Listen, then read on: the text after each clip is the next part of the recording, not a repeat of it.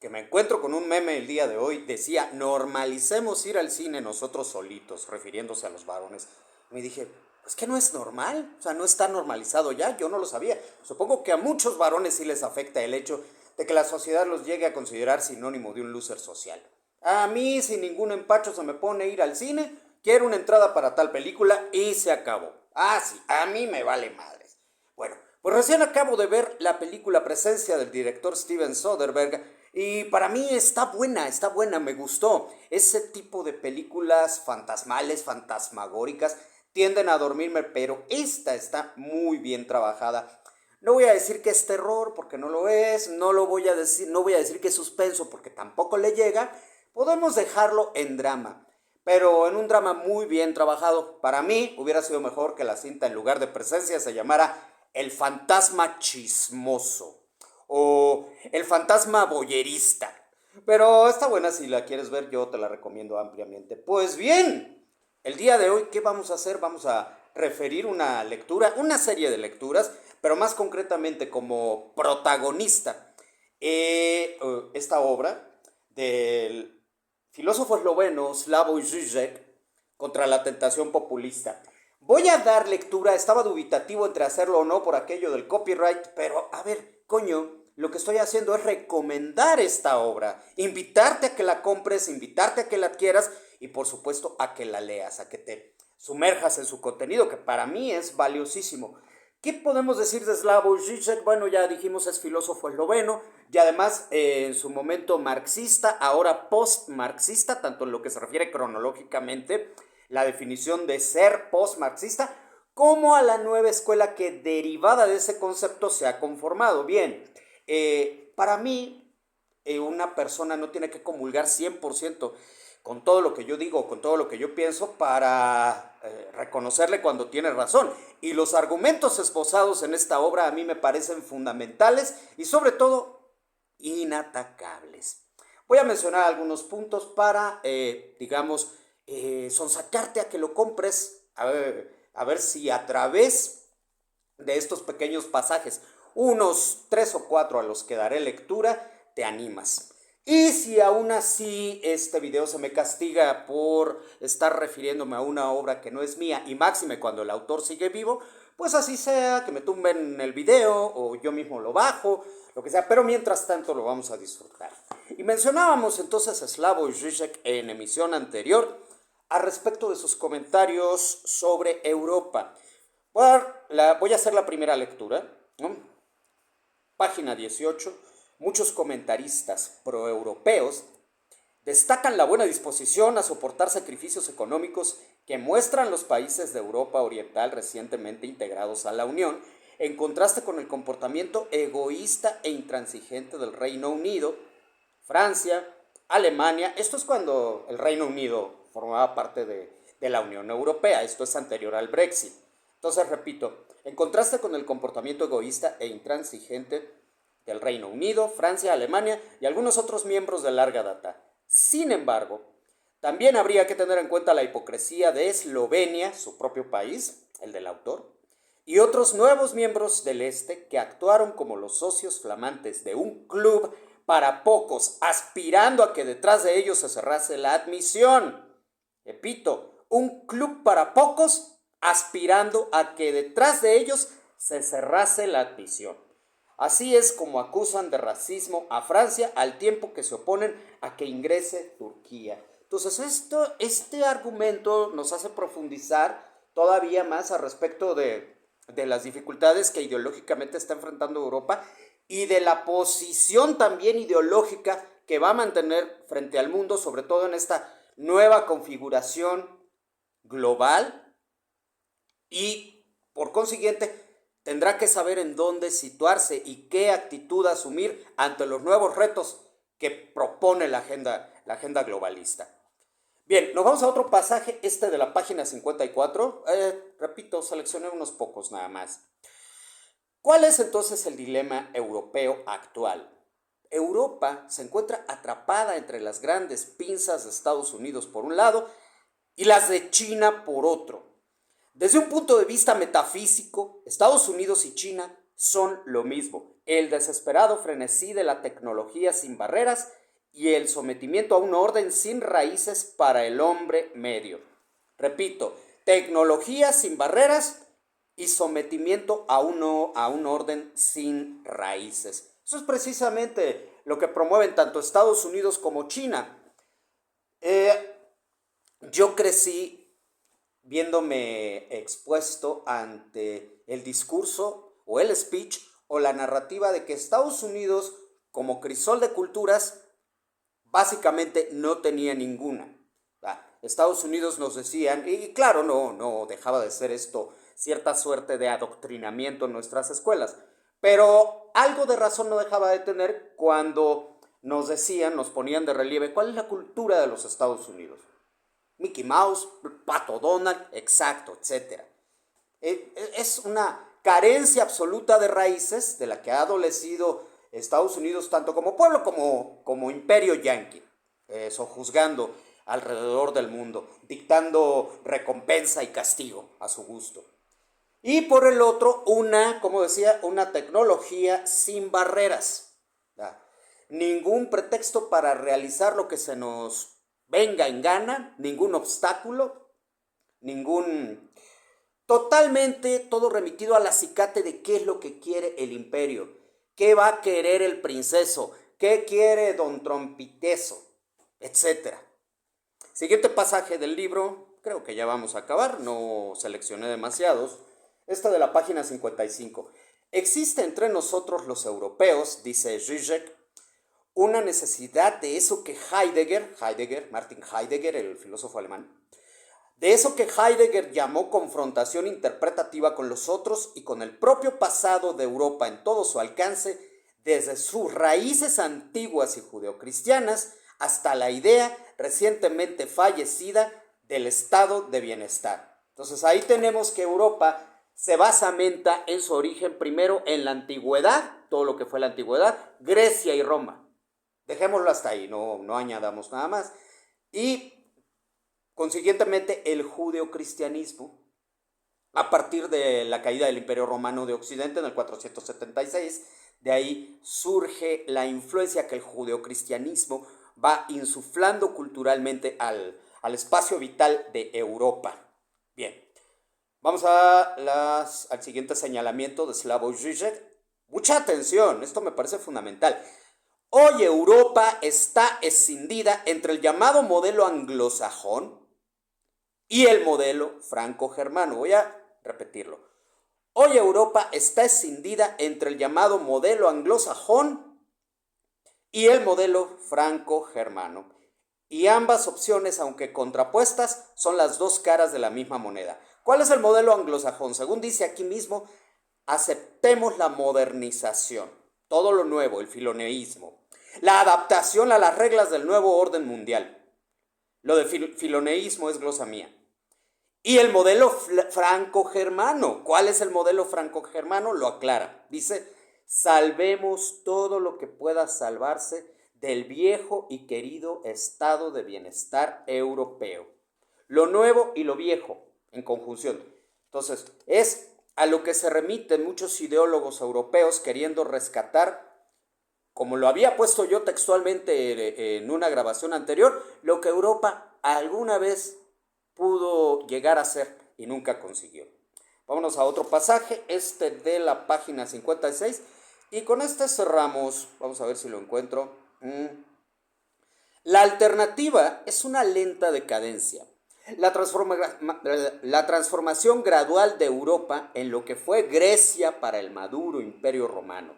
Un destino para las nostalgias del turismo cultural sin la menor relevancia concreta. Vamos a decir, un Disneylandia para los gringos o para el resto del mundo. Un Disneylandia cultural, tal vez, ¿no? Bueno, con estas reflexiones, con estas glosas de Slavoj Žižek, repito, en su texto contra la tentación populista, me alegro de haberlas podido compartir contigo y repito, a ver si te animas, si te persuades a ti mismo de adquirir el texto.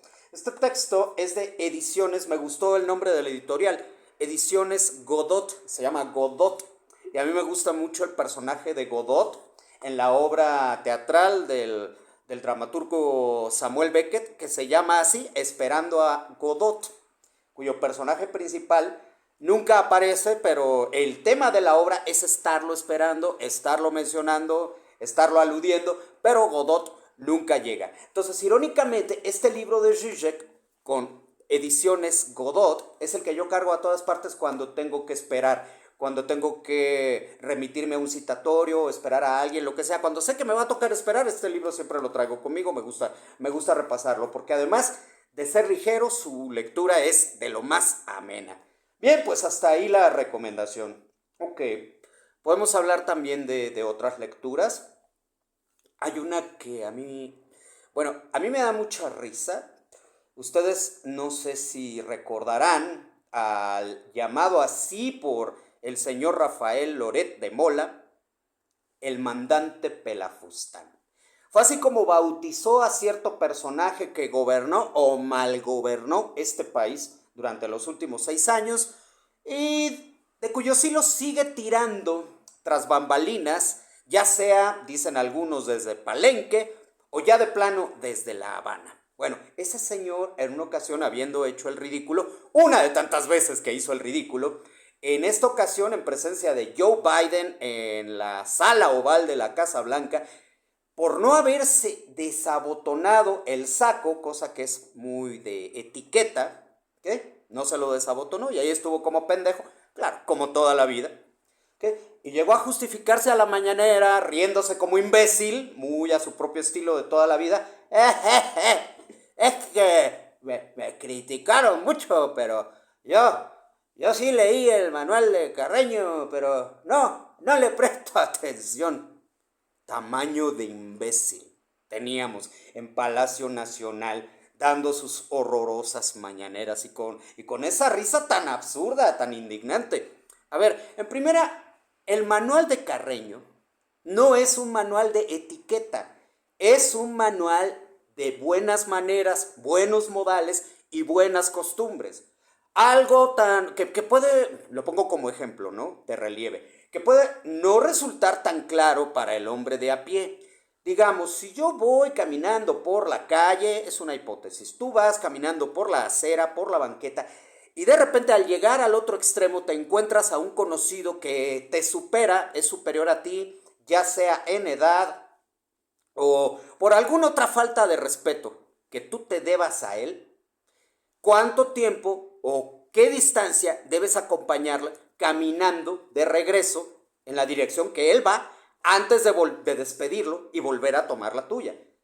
De eso habla el manual de Carreño, de esa clase de temas. No es un manual de etiqueta, pero ahí va el mandante Pelafustán a poner su cara de imbécil sin importarle nada, porque a fin de cuentas también estaba gobernando para un hato de imbéciles, al menos en este país somos muy reducida, muy escasa la gente de verdadera valía.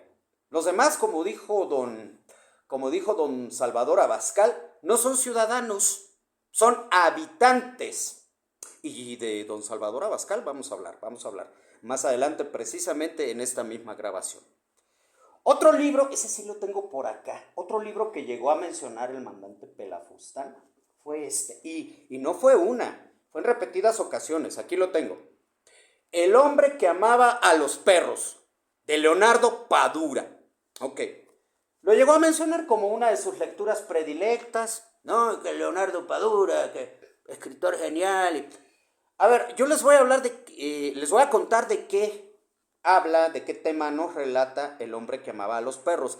Sencillamente trata de la historia de Ramón Mercader. Creo que esto no es spoiler porque no les estoy haciendo propiamente una sinopsis. Habla de Ramón Mercader, el asesino de León Trotsky, que el que asesinó con un piolé el 18-19 de agosto de 1940 en Coyoacán, en la Ciudad de México.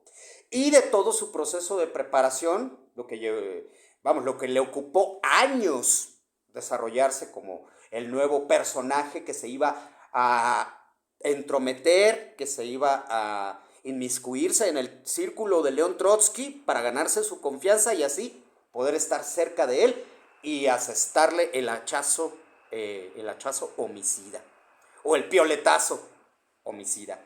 De eso trata Ramón Mercader y su historia, su biografía. Bueno, pero también menciona aspectos muy concretos sobre Cuba.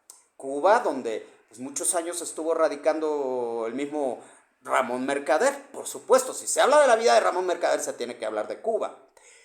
Pero el narrador es un narrador en primera persona, es cubano, así lo decidió el autor.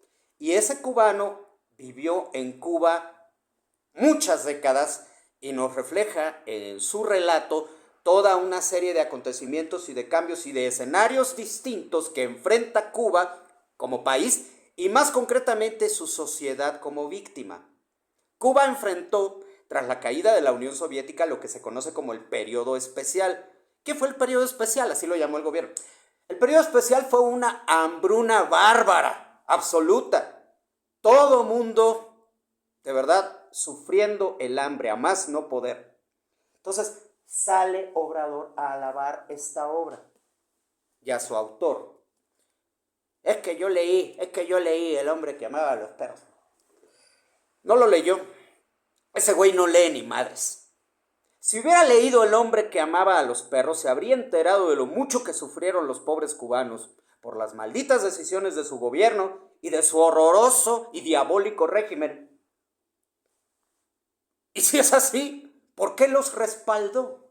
¿Por qué les regaló petróleo tal como lo sigue haciendo Claudia Sheinbaum, su calca, la presirvienta que le dicen por ahí? ¿Ok? No, López Obrador no leyó ni madres. Vamos a hablar de otras lecturas que López Obrador no hizo. No lo tenía programado, pero se me acaba de ocurrir. Yo pienso que un gobernante, alguien que se va a encargar de llevar las riendas de los designios de una nación, debe por lo menos leer 2 obras. Una en lo que atañe al tema económico y otra en lo que atañe al tema político. Mínimo, para efectos económicos, debe leer lo que yo llamo el silabario de la economía, el ABC, el parvulito, que es la riqueza de las naciones de Adam Smith. No estamos ni con rollos de izquierda ni con rollos de derecha. No estamos con que, el capital de Marx. No, tampoco estamos con rollos libertarios. No, es que tienes que leer a Murray Rothbard, a Ludwig von Mises. No. Estamos hablando de lo mero principal, de lo mero fundamental, de las mínimas nociones económicas que debe tener una persona de a pie, cuanto y más alguien que aspira a ser gobernante. La riqueza de las naciones de Adam Smith. ¿Ok? Obrador nunca leyó ese texto. Y en el terreno político, lo que se debe leer es de Don Louis de Segondat, Barón de la Prée de Montesquieu, mejor conocido como Montesquieu. Se me fue el nombre del texto. Ahorita me va a volver a salir. Bien. El espíritu de las leyes. Exactamente, el espíritu de las leyes. Ese es el texto que alguien debe leer para efectos de conocimiento político. Sí, repito, con mayor razón si aspiras a gobernar. Bueno, el caso de México, México es un país tan especial, en cierto modo tan hermoso, pero a la vez tan disfuncional y tan corrupto, que tienes que leer un tercer texto, especialmente para México. Y este es de Manuel Paino, se llama Los bandidos de Río Frío. Y en ese texto tú ves, te das cuenta, conoces la idiosincrasia del mexicano y te percatas de que si lo llevas al límite, lo llevas al paroxismo, él encuentra manera de salir adelante por sí mismo, rascándose con sus propias uñas, siempre y cuando no venga una promesa gubernamental a corromperlo y a abandonar su espíritu emprendedor y luchón, del que muchos años y muchas décadas me enorgullecí tratándose de este país. Ahora ya no veo más de eso. Por un lado, pues tenemos la bola de parásitos, de mantenidos, de vagos del gobierno, que lo han dicho con todos sus dientes. O sea, a mí me vale madres que al país se lo lleve la tristeza mientras yo siga recibiendo mi cheque. Eso por un lado. Y por el otro, ya no tenemos emprendedores, ya nadie se atreve a emprender, porque si no te saquea el propio Estado, el propio sistema, el propio gobierno, el propio Leviatán, llegará el crimen organizado a cobrarte derecho de piso. Entonces ya todo el mundo dice, no, pues, ¿para qué? Yo quería poner mi changarrito para vender esto, para vender aquello, pero no, me van a castigar. Entonces, Estoy hablando de estas otras lecturas y estoy mencionando que López Obrador no leyó de Adam Smith La riqueza de las naciones, no leyó de Montesquieu El espíritu de las leyes. Porque, claro, ahí en el espíritu de las leyes te fundamentan con pelos y señales la razón por la que un Estado necesita separación en tres poderes, el legislativo, ejecutivo, judicial. Eso nos lo repitieron hasta el cansancio desde la primaria, y pues fue lo que el régimen obradorista vino a violentar.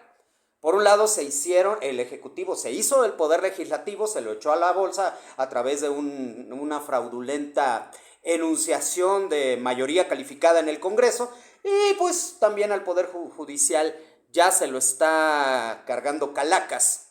Primero con la reforma al poder judicial y luego con la elección espuria que se viene en junio próximo. Entonces decía, Obrador no leyó ni El espíritu de las leyes, ni La riqueza de las naciones, ni mucho menos Los bandidos de Río Frío. ¿Ok? Es un completo analfabestia. Pero bueno, eso demuestra que quienes votaron por él están muy bien representados. Bien, pues nos vamos ahora aquí al anuncio parroquial. Tenemos a Happy Brau desde Alemania que manda saludos al espacio. Muchas gracias, Happy. Master de Costa Rica dice, interesante charla, gracias por leer mi comentario. La comparación de los políticos con los bananos es que no sale ninguno recto. Muchísimas gracias por la aclaración, Master, y un abrazo desde esta sufrida tierra. Él también manda saludos. Tenemos a Calexico que me felicita por el MGTOW, me dice gracias por integrarte. Saludos, Mariscal, desde acá, desde tierras michoacanas. Él manda también saludos desde Mexicali. Y tenemos también a Víctor Alamea desde Hermosillo, Sonora. Y nos pregunta, ¿has leído la obra de Salvador Borrego Escalante? En especial los libros Derrota Mundial y América Peligra, ¿o qué opinión tienes acerca de ellos? Bien, mi querido Víctor, bienvenido, un saludote hasta Sonora. Bien, te voy a dar respuesta. Te había contestado que sería por este medio, no, pues para darle más realce y más espacio al diálogo. Nunca he leído la obra de Salvador Borrego. Esa es la respuesta corta. Hay una respuesta un poco más larga también. No he leído la obra de Salvador Borrego. Sé que precisamente esas obras que mencionas, Derrota Mundial y América Peligra, son las más representativas de su autoría, de su tintero, vamos a decir. Y esto lo he sabido por muchos años. No es que yo hubiera tenido alguna reticencia en leer a Salvador Borrego, ¿no? Simplemente nunca me lo encontré. Si yo lo hubiera visto en una repisa, tal vez, ok, Salvador Borrego, vamos a conocer qué es lo que dice, aunque de alguna manera te enteras, ¿no? Pero sí te puedo decir que algo de historia de México conozco, ¿no? Porque la adhesión, sobre todo en lo que se trata de la historia de México, la adhesión a la ideología nacional socialista tuvo su auge por una cierta época. Y no necesariamente se daba en círculos conservadores. Tenemos el mismísimo caso de José Vasconcelos, que podía ser todo menos conservador, y él mismo adhirió al nacionalsocialismo, al menos ideológicamente. Pero a mí me gusta equiparar a Salvador Borrego con otros dos exponentes de la época, que también tuvieron su influencia, sobre todo en la conformación de ciertos círculos más o menos alineados a la derecha. Estos son su también tocayo Salvador Abascal y don José García Balseca. Estos tres fueron prolíficos escritores y periodistas que promovieron una visión muy concreta, que derivó primero, pues lo sabemos, en la creación del Partido Sinarquista, un tanto cuanto más radical, y después en el Partido Acción Nacional, que inicialmente respondía a la alineación en un ideario concreto, y que después acabó haciéndose un tanto cuanto más pragmático, con el fin de ganar votos. Entonces, esos tres son para mí lo que yo llamaría en este sentido de la ultraderecha mexicana, el trío dinámico, tal como se llamaba a Batman y Robin, el dúo dinámico. Pues sí, concretamente los más resaltantes promotores de la derecha: Salvador Borrego, Salvador Abascal y José García Balseca. Ahora, uno de los hijos de Salvador Abascal llegó a ocupar la titularidad de la Secretaría del Trabajo, y para mí ha sido uno de los mejores secretarios de trabajo que he tenido. Tengo que decir que es mi favorito, pero no puedo decir que ha sido el mejor, porque decir mejor pues es como implicar que un funcionario público es algo bueno, lo que intrínsecamente para mí es una contradictio in terminis. Nunca voy a ver con buenos ojos a un funcionario público. Pero de Carlos Abascal, el que fue secretario del Trabajo, hijo de don Salvador, de Carlos Abascal, vamos a decir que fue el menos perjudicial, ¿no? Incluso yo recuerdo una ocasión, ya lo había mencionado en este espacio, que Adela Micha quiso corregirle la plana a una declaración de don Carlos cuando dijo, aseveró categóricamente, el Estado no tiene por qué crear fuentes de empleo. Claro, es un argumento de muchísima sensatez.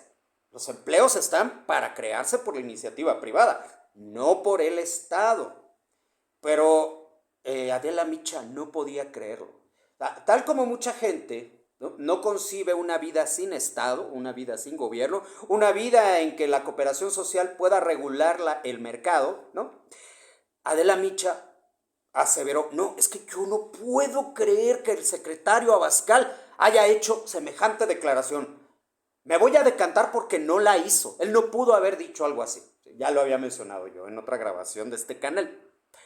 Bien, y segundo, para seguir hablando de contenido, tengo también, yo soy seguidor, no voy a decir que muy asiduo, yo te invito a que te pases a su canal si son de tu interés esos temas, pero sí, digamos, frecuente, no asiduo, no de todos los días, pero sí frecuentemente me paso a ver alguna publicación de su hermano y también tocayo de su padre, Salvador Abascal, no, perdón, este no es Salvador, no, es Juan Bosco Abascal, ¿okay? Hermano de Carlos, hijo también de Salvador. Juan Bosco Abascal Carranza, ese es el nombre de su canal, así está, y pues me nutro, repito, de su contenido de vez en cuando, porque pues esta vida moderna no le deja uno mucho tiempo para gran cosa, pero pues aún así procuramos darnos nuestras escapaditas y aportar nuestro granito de arena en la medida en que nos es posible.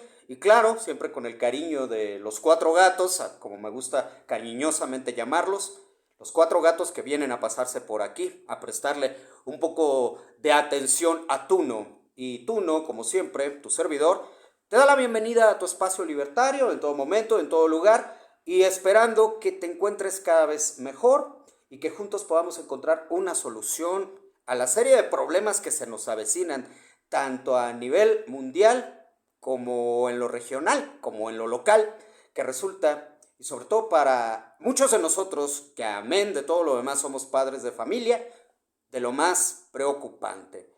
Tu espacio libertario te abraza jubiloso y pues a media hora de esta grabación considero justo dejarlos ir en paz y muy agradecido, reitero, por su atención. Tempus fugit, carpe diem, memento mori.